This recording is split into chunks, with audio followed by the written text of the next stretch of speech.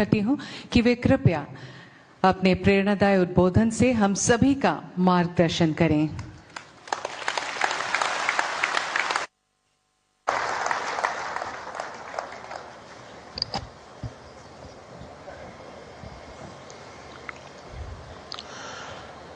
मोर मरमोर गुवाहाटीबासी rise आपना लोकाक मोय मोर आंतरिक नमस्कार जनाई छूं।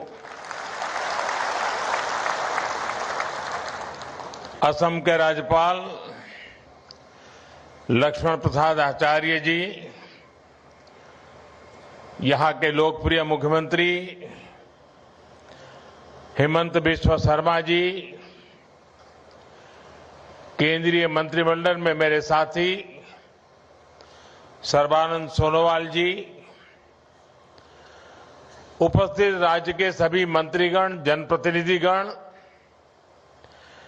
देश भर से टेक्नोलॉजी के माध्यम से इस कार्यक्रम से जुड़े हमारे सभी अन्नदाता साथी, टी गार्डन में काम करने वाले मेरे भाई बहन, और मैं देख रहा हूं कि काफी सीनियर हमारे सभी मुख्यमंत्री जी भी आज हमारे साथ इस कार्यक्रम में देश के कोने कोने में से जुड़े हुए हैं। मेरा सबको नमस्कार। भाइयों बहनों, आज मुझे नवरात्रि के पहले मां कामाख्या की इस पावन भूमि पर आप सभी के दर्शन करने का सौभाग्य मिला है।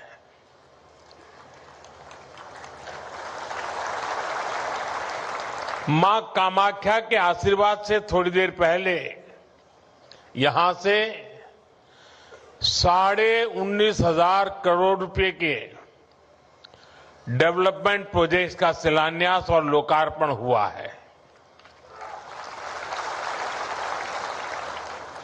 असम को ऊर्जा क्षेत्र में आत्मनिर्भर बनाने वाले प्रोजेक्ट से लेकर असम आने वाले लोगों की सुविधा के लिए जो काम हुए हैं, ढेर सारे प्रोजेक्ट्स आज असम को मिले हैं। आज देश के किसानों और असम में टी गार्डन में काम करने वाले साथियों के लिए भी बहुत बड़ा दिन है।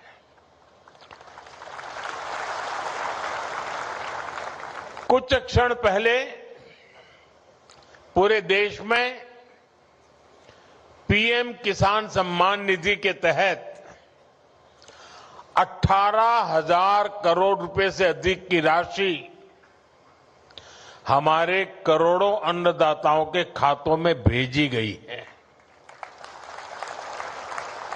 इसके अलावा असम के चाय बागानों से जुड़े अनेक परिवारों को आज भूमि के पट्टे भी दिए गए हैं। मैं असम के लोगों को, यहां के सभी परिवारों को और देश भर के किसानों को बहुत बहुत बधाई देता हूं। साथियों, आज देश भर से किसान साथी मां कामाख्या की इस धरती से जुड़े हैं। थोड़ी देर पहले करोड़ों किसानों के खाते में पीएम किसान निधि जमा होने के मैसेज हर एक के मोबाइल में पहुंच चुके हैं। ये योजना वाकई अद्भुत है। एक क्लिक से करोड़ों किसानों के बैंक खाते में सीधे पैसा जमा होता है। दुनिया के विकसित देशों में भी ऐसा संभव नहीं है। और मुझे विदेश के मेहमान जब मिलते हैं और इस विषय में इतने सवाल पूछते हैं, जानकारी के लिए इतने उत्सुक रहते हैं, ये सब कैसे संभव हो रहा है। दुनिया के बड़े बड़े देश के बड़े बड़े नेताओं को भी ये बहुत अजूबा लगता है। और ये मेरे वही किसान भाई बहन हैं जिनमें से अधिकांश के पास 2014 से पहले न मोबाइल फोन था और न ही बैंक में उनका कोई खाता था। आज ऐसे करोड़ों किसानों के खाते में अब तक 4.25 लाख करोड़ रुपए से अधिक पैसे जमा हो चुका है। इसमें असम के भी करीब 19 लाख किसान हैं जिनको अभी तक लगभग 8,000 करोड़ रुपए मिल चुके हैं।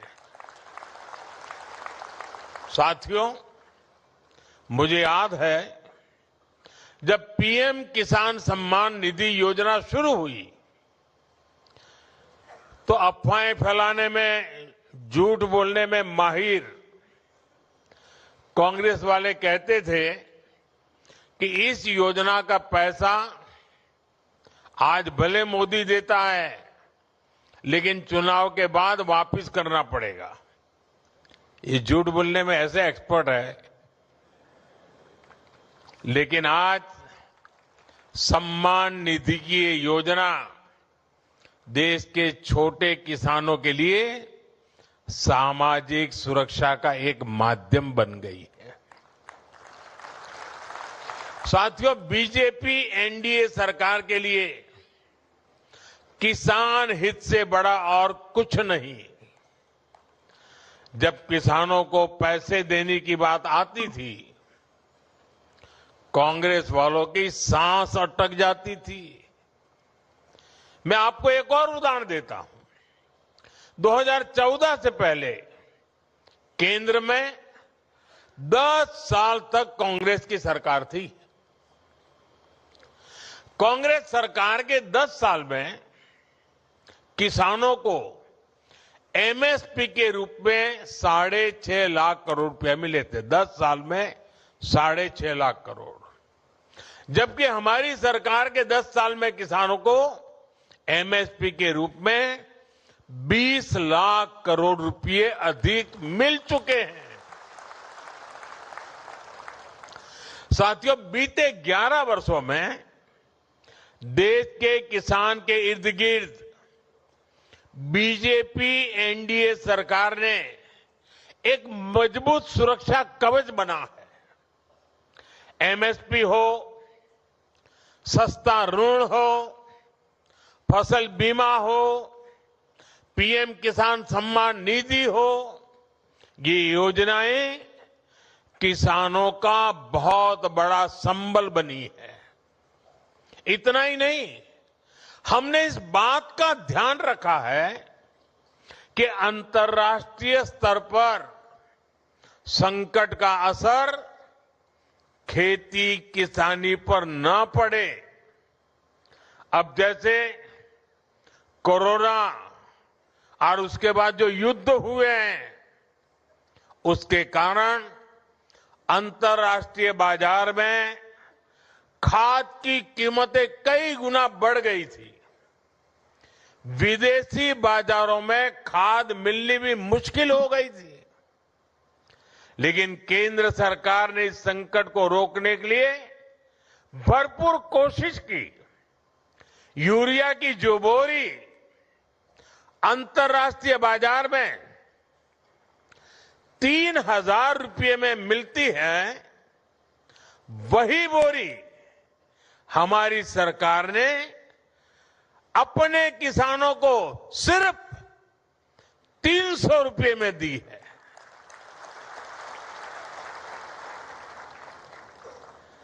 इस पर सरकार ने अपने खजाने से 12 लाख करोड़ रुपए से अधिक खर्च किए हैं ताकि मेरे किसानों पर बोझ न पड़े।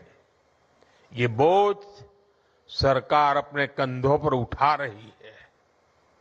साथियों, बीते दशक में भाजपा एनडीए सरकार ने एक और बहुत बड़ा काम आत्मनिर्भरता को लेकर किया है।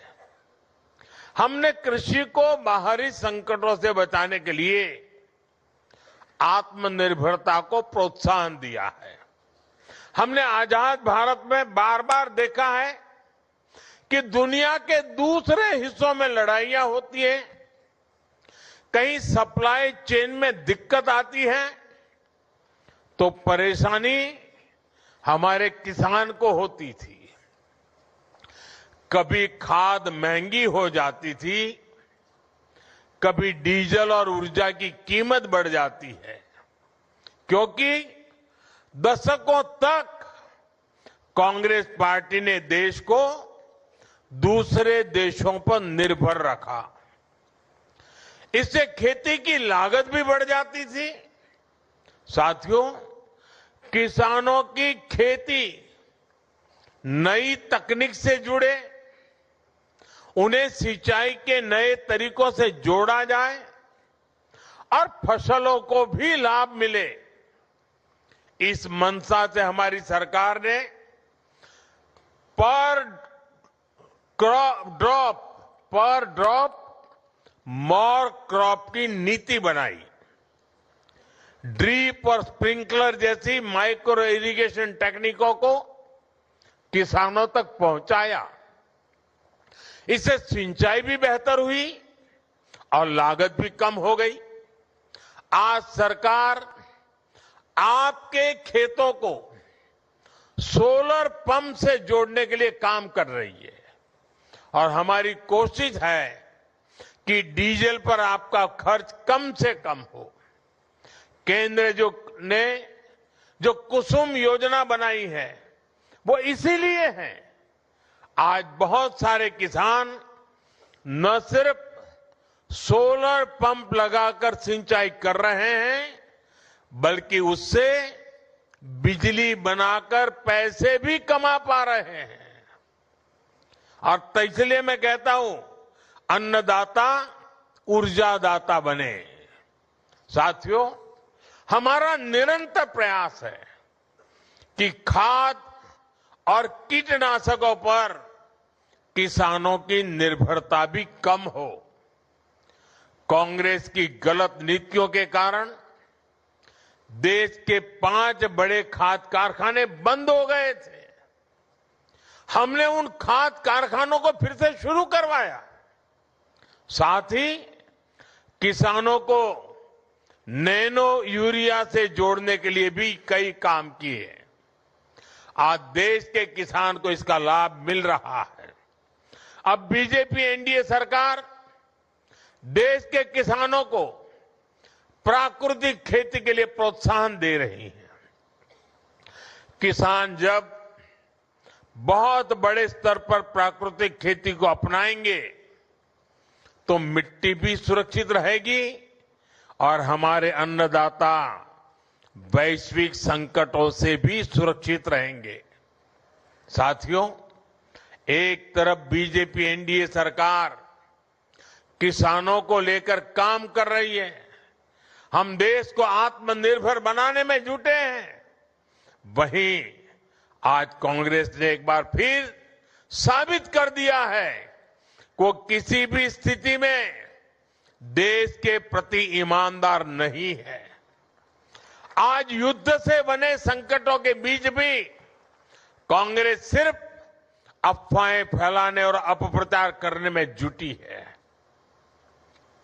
और मैं जरा कांग्रेस के साथियों से कहना चाहता हूं, एक काम करिए, लाल किले पर से 15 अगस्त को पंडित नेहरू जी ने जो भाषण दिए हैं, जरा भाषण सुनिए, आप सुनकर के हैरान हो जाओगे। लाल किले से 15 अगस्त को एक बार कह रहे हैं पंडित जी कि उत्तर कोरिया और दक्षिण कोरिया में लड़ाई चल रही है, इसलिए भारत में महंगाई बढ़ रही है। अब उत्तर कोरिया, दक्षिण कोरिया कहां है और यहां पर महंगाई बढ़ने की बात नेहरू जी कह रहे थे, और आज कांग्रेस के लोग देश को गुमराह करने में लगे हैं। वैश्विक संकटों का प्रभाव क्या होता है, यह दुनिया देख रही है। साथियों, बीजेपी एनडीए की सरकार ने हमारी रिफाइनरीज के विकास के लिए, रिफाइनिंग कैपेसिटी के विस्तार के लिए काम किया है। आज भारत दुनिया का वो देश है जो अपनी ही नहीं बल्कि विश्व की ऊर्जा जरूरतों का भी ध्यान रख सकता है। यहां असम में जो हमारी रिफाइनरीज है, उनको भी बीते वर्षों में एक्सपांड किया गया है। असम सहित पूरे नॉर्थ ईस्ट में गैस पाइपलाइन इंफ्रास्ट्रक्चर पर अभूतपूर्व निवेश किया जा रहा है। नुमालीगढ़ सिलीगुड़ी पाइपलाइन के अपग्रेडेशन का काम भी पूरा हो चुका है और असम के गोलाघाट में दुनिया का पहला second generation bio ethanol plant भी स्थापित किया गया है। इन सारे प्रोजेक्ट्स का बहुत बड़ा फायदा इस पूरे क्षेत्र को होगा। साथियों, रेलवे की विदेशों पर निर्भरता कम हो,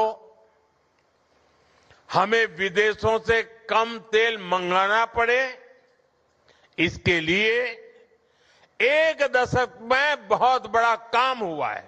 पिछले 10 साल में आज देश का करीब करीब पूरा रेल नेटवर्क इलेक्ट्रिक रूट से जुड़ चुका है और जल्द ही हम 100% 100% इलेक्ट्रिफिकेशन का लक्ष्य भी पूरा कर रहे हैं। इस इलेक्ट्रिफिकेशन के कारण देश में करीब करीब 250 करोड़ लीटर डीजल की बचत हो रही है। असम में भी रेलवे नेटवर्क का तेजी से बिजलीकरण हो रहा है। आज भी यहां रेलवे के बिजलीकरण से जुड़े प्रोजेक्ट का लोकार्पण और शिलान्यास हुआ है। साथियों, असम देश में रिन्यूएबल एनर्जी से जुड़े संकल्पों की सिद्धि में भी बड़ी भूमिका निभा रहा है। Lower Kopili hydro power project से असम सहित पूरे नॉर्थ ईस्ट को फायदा होगा और सबसे बड़ी बात, जो ये हजारों करोड़ रुपए की परियोजनाएं असम में शुरू हुई है, वो असम के युवाओं के लिए रोजगार के नए मौके बना रही है, असम की समृद्धि बढ़ा रही है। साथियों, बीजेपी एनडीए की डबल इंजन सरकार की पहचान संवेदनशीलता से है, सुशासन से है। देश के हर क्षेत्र, हर वर्ग का विकास, ये हमारी प्राथमिकता है। इसी भाव के साथ आज असम के टी गार्डन में काम करने वाले साथियों के लिए बहुत बड़ी पहल हुई है। जिनकी मेहनत से असम की वैश्विक पहचान को बल मिला, जिनकी उगाई चाय की खुशबू दुनिया भर में भारत की पहचान बनी, आज उन साथियों को बीजेपी एनडीए सरकार सम्मान भी दे रही है और सहायता भी दे रही है। कांग्रेस की सरकारों ने इन साथियों को पूछा तक नहीं, इनके पास जमीन के कानूनी दस्तावेज तक नहीं थे। मैं हिम्मता जी और उनकी पूरी टीम को बधाई दूंगा आपने टी गार्डन से जुड़े इन परिवारों के लिए बहुत बड़ा काम किया है। आज असम की सरकार इस ऐतिहासिक अन्याय को खत्म करने का काम कर रही है। अब इन परिवारों को उनकी अपनी जमीन मिली है और इनके लिए पक्के घर मिलने का रास्ता भी साफ हो गया है। इससे टी गार्डन में रहने वाली बहनों को विशेष रूप से बहुत फायदा होगा। मैं चाहूंगा कि अब टी गार्डन में काम करने वाले परिवारों के बच्चे भी अच्छे से पढ़ाई करें और आगे बढ़ें। और बीजेपी सरकार ने इसके लिए भी पूरी सुविधाएं बना दी है। इसलिए ही तो हर टी गार्डन वर्कर कह रहा है, आको ये बार बीजेपी सरकार। और मेरे लिए तो ये मेरे टी गार्डन के मजदूरों का सम्मान करना मतलब मैं खुद एक कर्ज उतार रहा हूं, क्योंकि आप चाय बागान में काम करते थे। दूर सुदूर गुजरात में मेरे गांव में वो चाय की पत्ती पहुंचती थी और मैं चाय बेच बेच करके यहां तक पहुंच गया।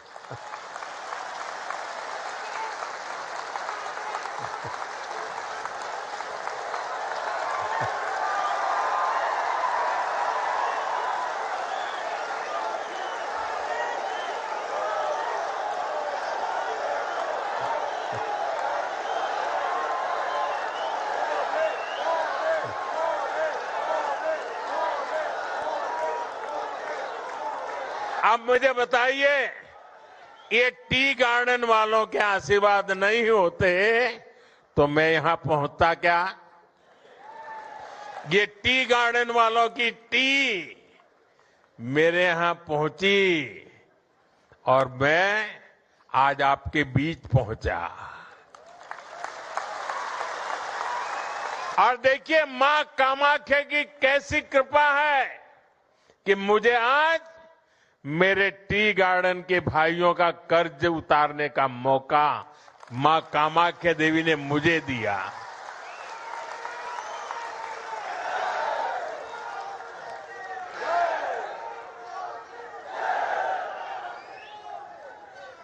साथियों, आज से प्रसिद्ध निमाती घाट और विश्वनाथ घाट पर आधुनिक क्रूज टर्मिनल बनाने का काम भी शुरू हुआ है। ये सिर्फ एक इंफ्रास्ट्रक्चर प्रोजेक्ट नहीं है, ये असम में टूरिज्म और स्थानीय अर्थव्यवस्था को नई दिशा देने वाला काम है। बीजेपी सरकार ने टूरिज्म को सिर्फ दर्शनीय स्थलों तक सीमित नहीं रखा है, बल्कि उसे रोजगार और विकास के बड़े अवसर के रूप में देखा है। इसी सोच के साथ ब्रह्मपुत्र नदी में भी वाटर टूरिज्म की संभावनाएं बढ़ाई जा रही है। क्रूज टर्मिनल बनने से ब्रह्मपुत्र पर क्रूज चलाने का काम आगे बढ़ेगा और देश दुनिया के पर्यटकों के लिए असम तक पहुंचना और आसान होगा। जब क्रूज टूरिज्म बढ़ेगा तो स्थानीय युवाओं के लिए रोजगार के नए अवसर बनेंगे।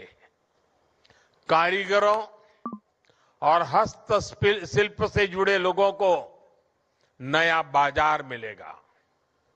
छोटे दुकानदारों, नाविकों, होटल और ट्रांसपोर्ट से जुड़े लोगों की आमदनी भी बढ़ेगी। यानी असम में टूरिज्म अब सिर्फ घूमने फिरने तक सीमित नहीं है, यह स्थानीय विकास और जन समृद्धि का एक नया इंजन बन रहा है। साथियों, असम आज हमारे नॉर्थ ईस्ट यानी अष्टलक्ष्मी के नए भविष्य का एक मॉडल बन रहा है। यहां की प्रगति पूरे नॉर्थ ईस्ट को नई गति दे रही है। असम में जो बदलाव बीते एक दशक में बीजेपी एनडीए सरकार ने किया है, उसका प्रभाव पड़ोस में पश्चिम बंगाल में भी दिख रहा है। वहां भी लोग बीजेपी एनडीए का ऐसा ही सुशासन चाहते हैं। इसलिए मैं असम के हर युवा, हर परिवार से कहूंगा कि हमें मिलकर विकसित असम के लिए काम करते रहना है, ताकि असम देश में एक मॉडल स्टेट बनकर उभरे। इसी आग्रह के साथ मैं जब ये सभी मुख्यमंत्री महोदय इस समारोह में हमारे साथ जुड़े हुए हैं, तो मैं उनसे एक आग्रह करना चाहता हूं। यहां जो पीएम एकता मॉल का उद्घाटन हुआ है, आप अपने राज्य की चीजें भी यहां बेचने की व्यवस्था कीजिए।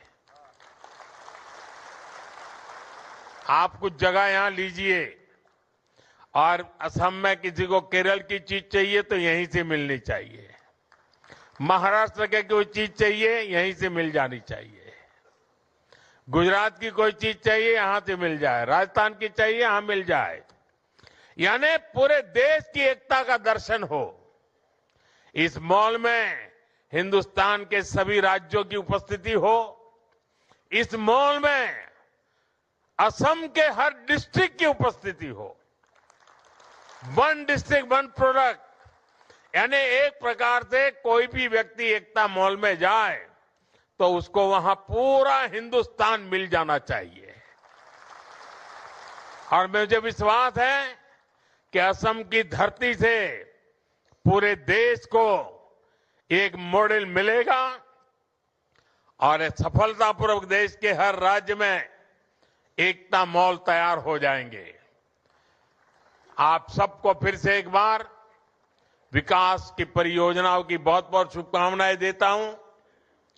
देश भर से जो किसान साथी हमारे साथ जुड़ रहे हैं, मैं उनका भी फिर से बहुत बहुत आभार व्यक्त करता हूं और मैं मां कामाख्या से प्रार्थना करता हूं कि कुछ ही दिनों के बाद जब नवरात्रि का प्रारंभ हो रहा है, मां कामाख्या की कृपा सभी देशवासियों पर बनी रहे और हम सारे संकटों को पार करते हुए नए विश्वास, नए सामर्थ्य के साथ आगे बढ़े। मेरी बहुत बहुत शुभकामनाएं।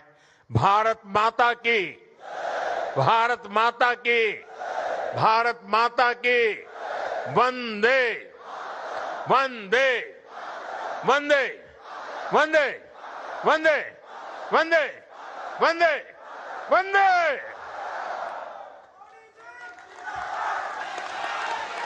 महोदय, आपके मार्गदर्शक विचार और ओजस्वी उद्बोधन हम सभी को निरंतर